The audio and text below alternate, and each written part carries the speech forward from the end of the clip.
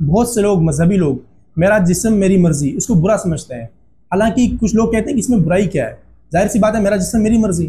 مغرب نے حق دینے کے نام پر عورت کو ننگا سرے بازار گھمانا شروع کر دیا اور اس کو لبادہ اڑا دیا فیمنزم کا اور عورت کے حقوق کا۔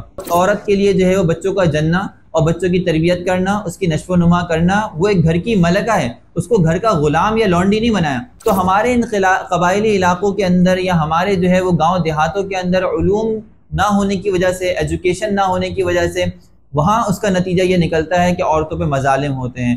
بسم اللہ الرحمن الرحیم، السلام علیکم ورحمۃ اللہ وبرکاتہ۔ سیریس ٹاک میں ایک بار پھر سے خوش آمدید۔ عورت کے بارے میں اسلام کیا کہتا ہے، اور کیا اسلام عورتوں کو مکمل حقوق دیتا ہے یا نہیں، اور اگر اسلام عورتوں کو مکمل حقوق دے رہا ہے تو مشرقی خواتین جو ہے مغرب سے متاثر کیوں ہو رہی ہے، آخر وہ اپنے حقوق لینے وہاں پر کیوں جا رہی ہے؟ اس سب پر بات چیت کرنے کے لیے ہمارے ساتھ موجود ہے شیخ مفتی عظیم الدین صاحب۔ مفتی صاحب السلام علیکم ورحمۃ اللہ وبرکاتہ۔ وعلیکم السلام ورحمۃ اللہ۔ مفتی صاحب سب سے پہلے تو یہ بتائیں، کیا اسلام عورتوں کو مکمل حقوق دیتا ہے یا نہیں دیتا ہے؟ دیکھیں، اصل میں اسلام نے عورتوں کو جتنے حقوق دیے ہیں یا اسلام نے عورت کے اوپر جتنا احسان کیا ہے، میرا نہیں خیال کہ پوری کائنات کے کسی مذہب نے، کسی کلچر نے عورت کے اوپر اتنے احسانات کیے۔ ایک وقت تھا کہ عورتوں کو زندہ درگور کر دیا جاتا تھا، اسلام نے آ کے ان کو تحفظ فراہم کیا۔ ایک وقت تھا کہ عورت کی جو ہے کسی قسم کی کوئی سنوائی نہیں ہوتی تھی، کوئی اس کی بات سننے کے اوپر روادار نہیں ہوتا تھا۔ اسلام نے آ کے کہا کہ اتقوا فی النساء، کہ عورتوں کے معاملے میں اللہ سے ڈرو اور اللہ تعالیٰ کا خوف اختیار کرو، ان کے حقوق کو پامال نہ کرو۔ ایک وقت تھا کہ عورتوں کو جائیداد میں حصہ ملنے کا تصور نہیں تھا، جو ملتا تھا، جو بچتا تھا، وہ نرینہ اولاد کا ہوتا تھا۔ اسلام آیا، اس نے سب سے پہلے کہا کہ عورتوں کے بھی جائیداد میں حقوق ہیں اور عورت بھی جائیداد میں مکمل حصے دار ہے، جس طرح مرد کو حصہ ملے گا اسی طرح عورت کو بھی ملے گا۔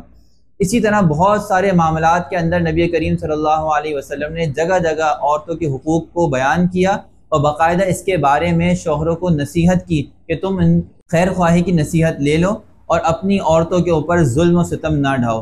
نبی کریم صلی اللہ علیہ وسلم نے حجۃ الوداع کے عالمگیر خطبے کے اندر عورت کی اہمیت اور اس کے حقوق کی جو ہے وہ یاد دہانی کروائی اور کہا کہ دیکھو، عورتوں کے بارے میں اللہ سے ڈرنا اور یہ خواتین کے حقوق کو ادا کرتے رہنا۔ تو نبی کریم صلی اللہ علیہ وسلم یا ہماری دینی تعلیمات نے عورتوں کو جتنا نوازا ہے، جتنے حقوق فراہم کیے ہیں، اتنے کسی نے نہیں دیے۔ مغرب نے حق کے نام پر عورت سے اس کی حیا چھینی، مغرب نے حق کے نام پر عورت سے اس کا گھر کا تحفظ چھینا، مغرب نے حق دینے کے نام پر عورت سے بیگار خدمت لینا شروع کی، مغرب نے حق دینے کے نام پر عورت کو ننگا سرے بازار گھمانا شروع کر دیا اور اس کو لبادہ اڑا دیا فیمنزم کا اور عورت کے حقوق کا۔ یعنی ان کے نزدیک اگر عورت گھروں کے اندر کھانا بناتی ہے شوہر کے لیے تو وہ عورت بیکار ہے، فرسودہ ہے، دقیانوس ہے۔ وہ عورت سڑک پہ نکل آتی ہے اور پورے محلے کے لیے کھانا بناتی ہے تو اس کا مطلب وہ عورت بڑی جو ہے باوقار ہے، بڑی جو ہے وہ مثال کے طور پہ کفایت شعار ہے اور اس کے بڑے گن گائے جاتے ہیں۔ تو مغرب نے عورت کو گمراہ کیا ہے حقوق کے نام پر، جبکہ اسلام نے عورت کو حق کے نام پر حقوق مہیا کیے ہیں۔ دونوں کے اندر امتیازی فرق ہے۔ اچھا مفتی صاحب، جو فیمنسٹ ہیں ان کا سب سے بڑا اعتراض یہ ہوتا ہے کہ اللہ نے قرآن میں خود فرمایا کہ الرجال قوامون، مرد فائق ہیں، اور اسی طرح سے ایک جگہ میں فرمایا کہ وللرجال علیہن درجہ، مردوں کا ایک درجہ زیادہ ہے، اور اسی طرح سے کئی جگہوں پر جو ہے اللہ تعالیٰ نے مردوں کو فوقیت دی ہے، اور اسی طرح سے جائیداد میں عورتوں کو آدھا حصہ ملتا ہے۔ کیا یہ تفاوت نہیں ہے، اونچ نیچ نہیں ہے عورت اور مردوں کے حقوق کے مابین؟ دیکھیں، ہم جس معاشرے میں رہتے ہیں اس معاشرے میں ذمہ داریوں کی تقسیم ہے۔ مثال کے طور پہ ہر انسان اپنی ذمہ داری ادا کرتا ہے اور ہر بندہ، ہر فرد اپنی جب ذمہ داری ادا کرتا ہے تو معاشرہ تشکیل پاتا ہے۔ تو اسی طرح ایک حکومت چلتی ہے تو بادشاہ ہر کام نہیں کرتا، کچھ کام بادشاہ کے ذمہ ہوتے ہیں، کچھ وزیروں کے ذمہ ہوتے ہیں، کچھ عوام الناس کے ذمہ ہوتے ہیں۔ ہر بندہ اپنی ذمہ داری کو بھرپور طریقے سے ادا کرے گا تو کام صحیح چلے گا۔ کوئی ادارہ ہوگا، ہر بندے کے ذمہ جو کام ہے وہ کرے گا تو صحیح ادا ہوگا۔ اگر دوسرے کے کاموں میں مداخلت کرے گا یا اپنا کام چھوڑ کے دوسرے کاموں میں ٹانگ اڑائے گا تو وہ ادارہ، وہ معاشرہ تباہ ہو جائے گا۔ اسی طرح خواتین کے بارے میں اور مردوں کے بارے میں سمجھ جائیں کہ اللہ تعالیٰ نے ان کی من حیث الخلقت چند ذمہ داریاں اور چند ان کے کام دنیا کے اندر آنے سے پہلے ہی متعین کر دیے ہیں۔ اور شریعت ان کاموں کا موازنہ کرتی ہے اور ان کاموں کے مطابق ان سے مطالبہ کرتی ہے کہ وہی کام کیے جائیں جو وہ کرنے کی بہتر صلاحیت رکھتی ہوں۔ آپ اگر کسی حکومت کے اندر افراد مہیا کریں گے یا کسی ادارے کے اندر افراد کو لے کر آئیں گے تو آپ یہ چاہیں گے کہ جو کام جس فرد سے لیا جا رہا ہے وہ سب سے بہتر اس کام کو کرنے والا ہو۔ تو اسی طرح عورت نے امور خانہ داری کے اندر چونکہ بنیادی اور فطرتی صلاحیتیں عورت کے اندر رکھی تھیں، مطالبہ یہ کیا کہ یہ سارے کام عورت بہترین انداز سے کر سکتی ہے۔ عورت نسلوں کی تربیت بہترین انداز سے کر سکتی ہے، عورت گھر کی نشو و نما اور گھر کی حسن کو بہترین انداز سے برقرار رکھ سکتی ہے، جبکہ اس کے مقابلے میں مرد یہ مشقت والے کام، بیگار کے کام، بیرون خانہ کام، اسی طرح قضاء، امامت یا ایسے خلافت کے کام جس کے اندر لوگوں سے واسطہ پڑتا ہو، لوگوں کی جھگڑے مول لینے پڑتے ہوں، لوگوں سے جو ہے وہ آئے دن کا جو ہے وہ مکالمہ مباحثہ ہوتا ہو، ان کاموں سے عورت کو دور رکھا بلکہ ایک طرح سے محفوظ رکھا۔ تو خواتین کو ان کے معیار کے مطابق بہترین کام کے لیے چننا یہ شریعت کا حسن ہے، اسی طرح مردوں کو ان کے معیار کے مطابق بہترین کام کے لیے چننا یہ شریعت کا حسن ہے۔ اور اللہ تعالیٰ کہتے ہیں ہوا اعلم بمن خلق، کہ سب سے زیادہ اللہ جانتے ہیں کہ اس نے کیا پیدا کیا ہے۔ جس طرح گاڑی کا بنانے والا وہ مینوفیکچرنگ ڈپارٹمنٹ میں سب سے زیادہ بہتر انداز سے جانتا ہے کہ اس گاڑی کے اندر کیا کوالٹیز ہیں، یہ کس روڈ پہ کس طرح سے کس انداز سے بہترین طریقے سے جو ہے چلے گی، اسی طرح اللہ تعالیٰ بہترین جاننے والے ہیں کہ اس نے کن کوالٹیز کے ساتھ پیدا کیا ہے۔ زندگی دونوں طرح سے چلتی ہے، جس میں امور خانہ داری بھی ضروری ہیں، بیرون خانہ کا معاملات بھی ضروری ہیں۔ تو جس فرد کے ذمے امور خانہ داری کا انتظام و انصرام لگایا وہ بہتر طریقے سے ادا کر سکتا تھا بنسبت اس کے جس کے ذمے نہیں لگایا۔ تو یہی وجہ ہے کہ عورت کے لیے جو ہے وہ بچوں کا جننا اور بچوں کی تربیت کرنا، اس کی نشو و نما کرنا، وہ ایک گھر کی ملکہ ہے۔ اس کو گھر کا غلام یا لونڈی نہیں بنایا، اس کو اپنے گھر کی ملکہ بنایا۔ بالکل اسی طرح جس طرح بادشاہ بیرون خانہ جو ہے ایک طرح سے بادشاہ ہے اور وہ عوام الناس کا ایک سربراہ ہے، تو مرد ایک طرح سے سربراہ ہے۔ پھر اشکال یہ ہوتا ہے کہ جب کوئی معاشرہ چلتا ہے تو اس کے اندر کوئی نہ کوئی ایک امیر اور ایک قائد ہونا ضروری ہے، ورنہ ہر بندہ اپنی منمانی کرے گا اور معاشرہ نہیں چل پائے گا۔ کسی بھی کمپنی کے اندر آپ اگر کہیں گے کہ کوئی بھی امیر نہیں ہے تو کمپنی کا نظم نہیں چل پائے گا، جب تک کہ کوئی ایک بڑا ایک سپیریئر کوئی CEO کوئی بڑا مقرر نہ ہو جو ان سب کو لے کے چلے۔ تو لامحالہ گھر کے اندر بھی ایک بڑا متعین کرنا ضروری تھا کہ جو گھر کے سارے انتظام و انصرام کو باقاعدہ اپنی سربراہی میں سر انجام دے، اس کے لیے مرد کا انتخاب کیا گیا شریعت کی طرف سے۔ الرجال قوامون کا یہی مطلب ہے کہ مرد سب سے بڑے زبردست قوام ہیں، ان کے اندر نظم کرنے کی صلاحیت ہے، ان کے اندر جذباتیت نہیں ہے، ان کے اندر جو ہے وہ متاثر ہو جانے کی صلاحیت نہیں ہے، یہ مرعوب ہونے کی صلاحیت نہیں رکھتے، یہ نظم کو انتہائی زیادہ بہترین انتظام و انصرام کے ساتھ چلانے کی صلاحیت رکھتے ہیں۔ اسی لیے اللہ تعالیٰ نے پھر نظم کا سارا پیمانہ و مدار جو ہے مرد کے ہاتھ میں دیا۔ اس میں عورت کے حقوق کو مکمل ادا کرنا اور عورت کے حق کو اس تک پہنچانا، اس کی ذمہ داری بھی مرد کے ہی ذمہ لگائی کہ تم ہی یہ کام کرو۔ مفتی صاحب، ایک تشویش کی بات یہ ہے کہ عام مسلمان کے لیے بھی وہ یہ دیکھتا ہے کہ جہاں جہاں اسلامی ممالک ہے یا جہاں جہاں اسلام ہے، مثال کے طور پر افغانستان ہے، پاکستان ہے، یہاں پر باوجود اسلام کے عورت مظالم کا شکار کیوں ہے؟ اس کی وجہ جہالت ہے، اس کی وجہ معاشرہ نہیں ہے۔ اگر یہ معاشرہ دینی تعلیمات پر عمل پیرا ہوتا تو کبھی بھی یہ اشکالات یا کبھی بھی یہ چیزیں پیش نہ آتی، لیکن ہوا کیا کہ ان معاشروں کے اندر جہالت زیادہ ہے۔ اسلام کا لبادہ تو ہم نے اڑ لیا ہے، دین اسلام کا کلمہ تو ہم نے پڑھ لیا ہے، لیکن اس کے کیا حقائق ہیں، اس کے کیا تقاضے ہیں، اس سے ہم بالکل نابلد ہیں۔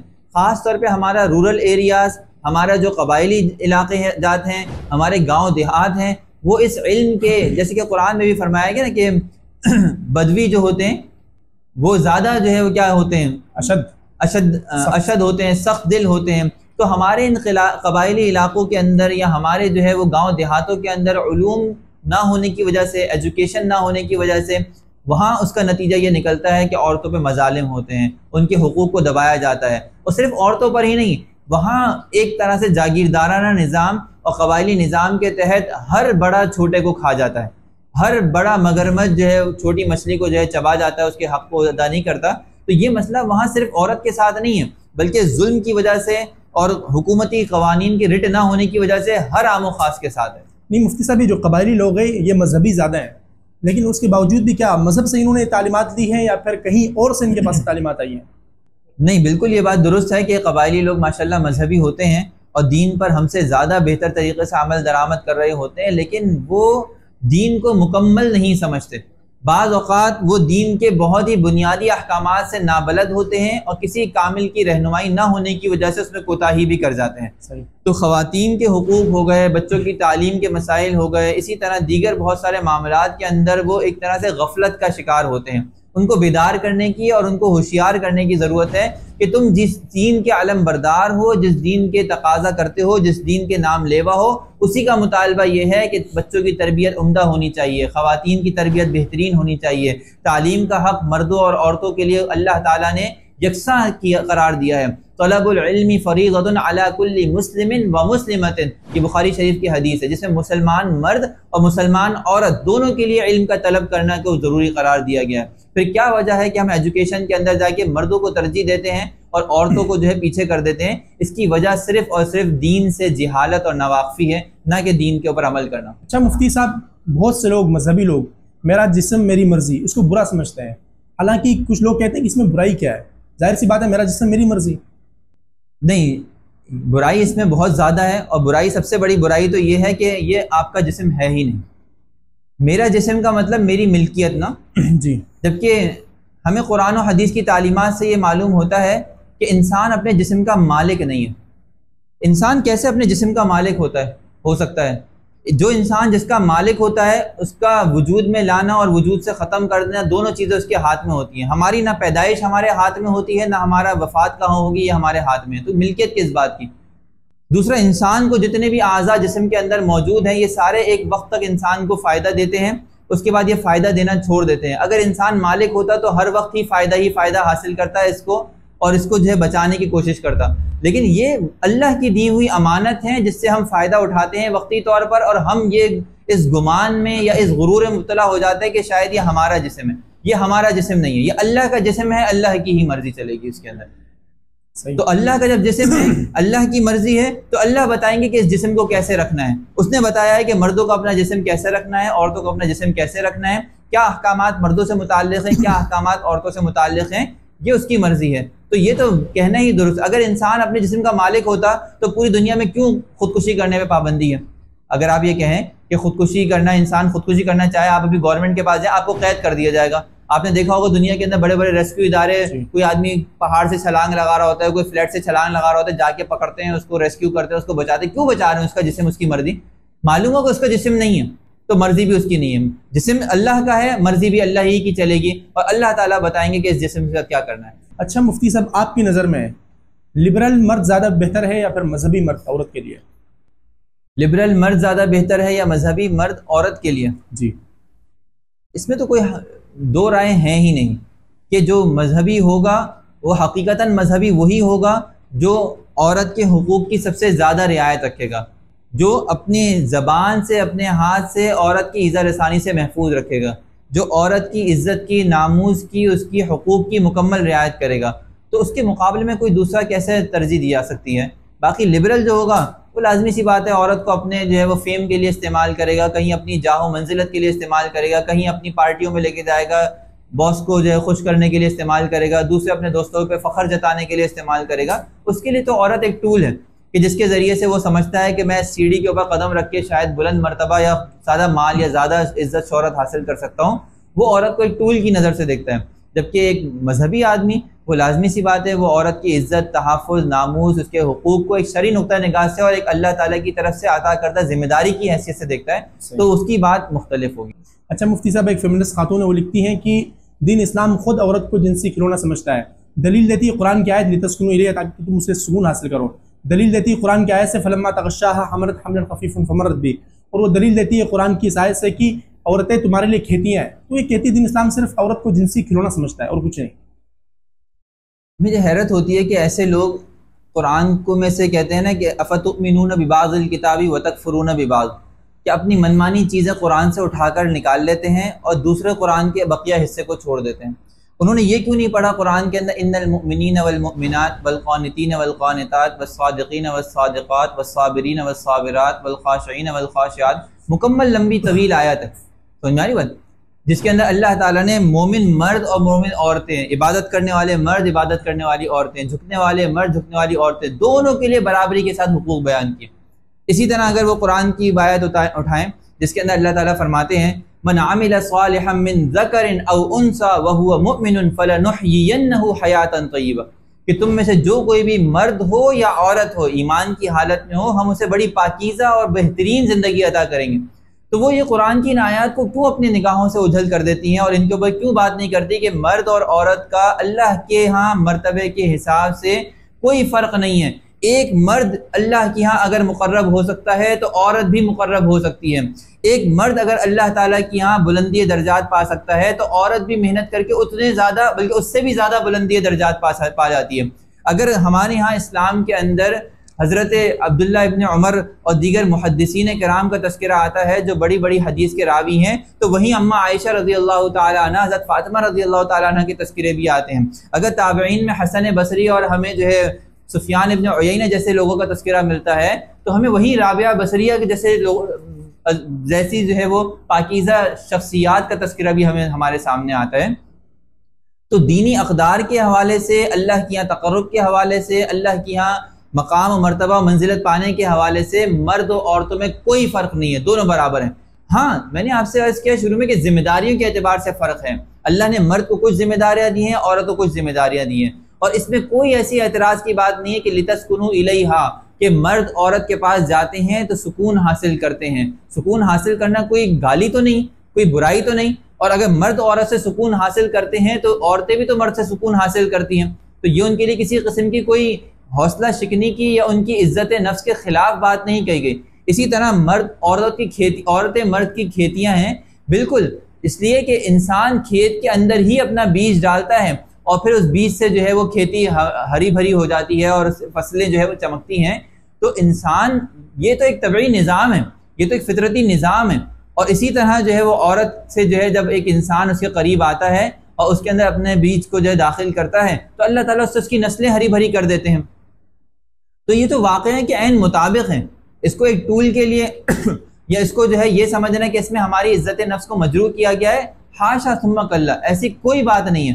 قرآن نے حقائق کے اوپر بات کی ہے کہ واقعتاً حقیقت یہی ہے کہ عورت مردوں کے لیے سکون کا باعث ہیں۔ اسی طرح عورت مردوں کے لیے ایک کھیتی کی طرح ہیں کہ جس طرح ایک مرد کی لہلہاتی ہوئی فصل ایک کھیت کے ذریعے سے ہی سیراب ہوتی ہے، اس کی زندگی میں لہلہاتی ہوئی ایک زندگی وہ ایک عورت کے ذریعے سے ہی آتی ہے، اس کے اولاد کے ذریعے سے ہی آتی ہے، اس عورت کی زندگی کے ساتھ مربوط ہے۔